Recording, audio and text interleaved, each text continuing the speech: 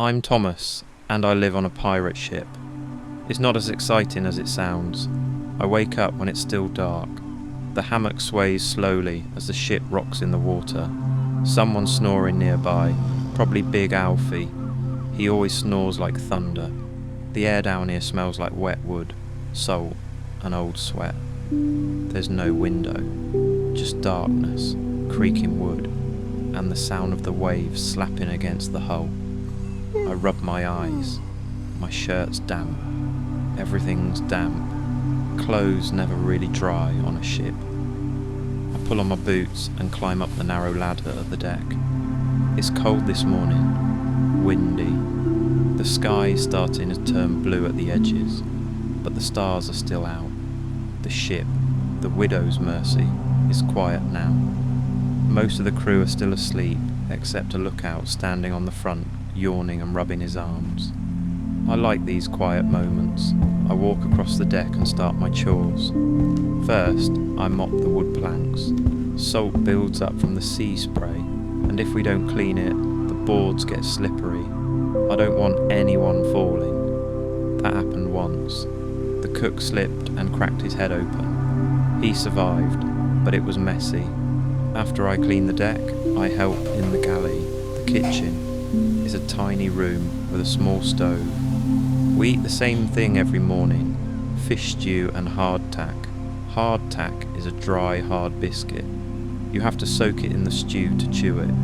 I break a piece and dunk it, then eat slowly. It's not good, but I'm hungry, so I eat everything. Some of the older sailors talk while they eat. Stories about women in the last port, about fights, about gold. I just listen. I don't have stories like that. Not yet. After breakfast, I climb the rigging to check the sails. That's my favourite part of the day. Up there, the wind hits your face, and you can see the ocean in every direction. Blue and endless. Sometimes I forget how small I am out here. I tie a few ropes, check for rips in the sails, then climb back down. My hands are rough now. A few months ago, I had soft skin. Now, it's full of blisters and calluses. We aren't sailing today. The captain wants to stay anchored near the port for repairs. So we patch up holes in the sails, scrub the rails, fix the ropes. It's hard work, but I don't mind. I like having something to do. At noon, we take a break. I sit by the edge of the ship and let my legs dangle. The sun's warm now. I watch seagulls circle above. One lands near me and stares. I toss it a piece of biscuit. It grabs it and flies away. Later, we might go into port. That means loud people, shouting, the smell of food and fire. Some of the crew will go drink, some will gamble. I'll just walk and look. I don't have much coin anyway. But right now, the sea is calm. The ship is steady. And for the first time in a long while, I don't feel lost. We drop anchor just after noon. The captain gives us the rest of the day off, as long as we don't get into trouble, or at least don't bring trouble back to the ship. Some of the older men cheer. They've been itching for rum and dice since we left the last harbour. Me? I'm just curious. I haven't been in many ports before. The small boat that takes us to shore rocks as it moves through the waves. I hold on to the side and try not to show I'm nervous. The others laugh and joke like they've done this 100 times, because they have. One of them, a man with missing teeth named Griggs, grins at me and says, "Stick close, boy. Don't want you getting sold to a fishmonger." I know he's joking, mostly. We land at the dock. The smell hits me first. Salt, tar, old fish, sweat, firewood, spices, all of it mixing in the warm afternoon air. The dock's busy, people shouting, crates being lifted, children running barefoot, sailors, merchants, thieves, drunks, everyone's here. It's loud, it's alive. The others scatter into taverns and alleys. I walk slowly, wide-eyed, my boots thudding on the wooden boards of the dock.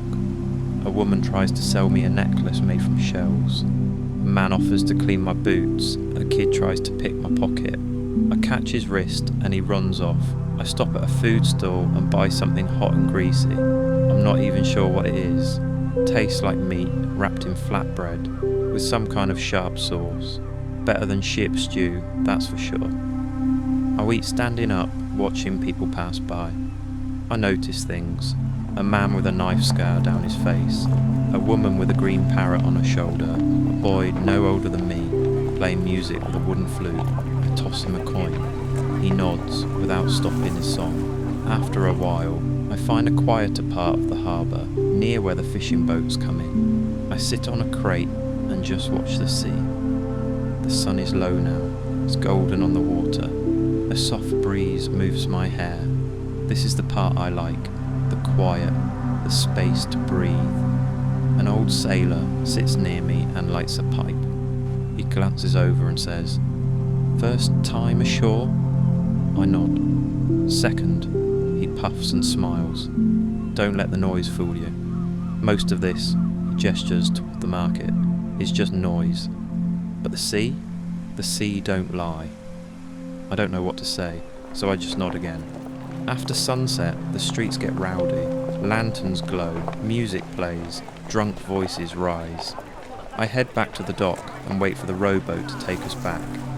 A few of the crew are already there, laughing, red-faced, some missing their shoes. Back on the ship, everything's quieter again. I climb down into the sleeping deck, my legs tired, my head full of smells and faces and sounds. I lie in my hammock, listening to the soft creak of the ship, and for the first time, I feel like maybe I belong here. Maybe I could get used to this life. Maybe this is who I am now. The sky began to change before the sun had even climbed high. At first, it was just a strange stillness in the air.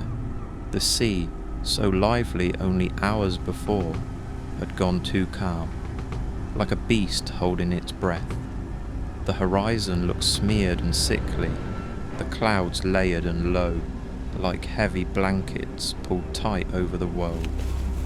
I was on deck, scrubbing the planks near the bow, when I noticed the crew had grown quiet.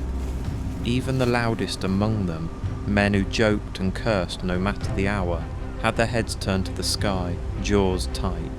Griggs came up beside me and muttered, "Storm's coming, a mean one." Soon, the captain's voice cut through the silence. "Reef the mainsail, double lash the barrels, get those hatches secured." The deck exploded into movement. I sprang to the ropes, hands shaking, heart pounding. I'd only seen one storm before, and it had been far away, a distant display of lightning and dark skies. This was something else entirely. The wind hit us by noon. Not a breeze, a force. It slammed into the sails like a cannon blast. The ship groaned beneath us, as though alive and in pain. Ropes snapped like whips. Rain came down in thick sheets, soaking us in seconds. The ocean heaved and rolled with terrifying power, each wave like a moving wall of water, smashing into the sides of the ship. I gripped a wet rope until my fingers went numb, every muscle screamed. Salt stung my eyes. I could barely hear my own breath over the wind's howl and the roar of the sea. Men were shouting, not orders, just raw sounds, panic, desperation. I watched as one sailor lost his grip and vanished overboard, swept into the deep without a chance to scream. Another was flung hard against the mast, his leg bending the wrong way. Still, we worked. We held. The captain never left the helm, his cloak whipped behind him, his hands steady on the wheel, even as the sea tried to twist the ship apart.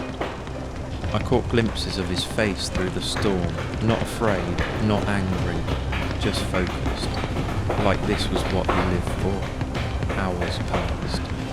Or maybe it was only one. Time lost all meaning. Then as quickly as it had come, the storm began to die. The clouds thinned, the waves lowered, the wind softened into something manageable again. By sunset, we floated under a bruised sky, broken but afloat.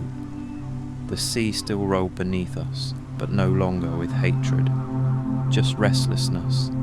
The deck was chaos. Broken barrels, tangled ropes, splinters, and salt everywhere. Some men sat where they had collapsed, breathing hard, blood and rain mixing in pools at their feet. Others worked silently to fix what could be fixed. I looked down at my own hands, scraped, bleeding, trembling. I'd never been so exhausted, but I'd stayed on my feet. I'd followed orders. I'd helped save the ship. Griggs found me again as we lashed down a torn sail. "Well," he said, his voice hoarse, "if you wanted a taste of the sea, you got it." I laughed, not because it was funny, but because I needed to let something out. That night, the hammocks rocked slowly with the calming waves. No songs, no dice games, just tired bodies and quiet breath. As I lay in my hammock, staring at the dark curve of the hull above me, I realised something had changed in me. I wasn't just a boy running from a small life anymore. I was part of this, a real sailor. Maybe not a pirate yet, but something close. Out here, no one cares about your past. Only your hands, your nerve, your ability to hold the rope when it matters. I had held, I had not let go, and for now, that was enough.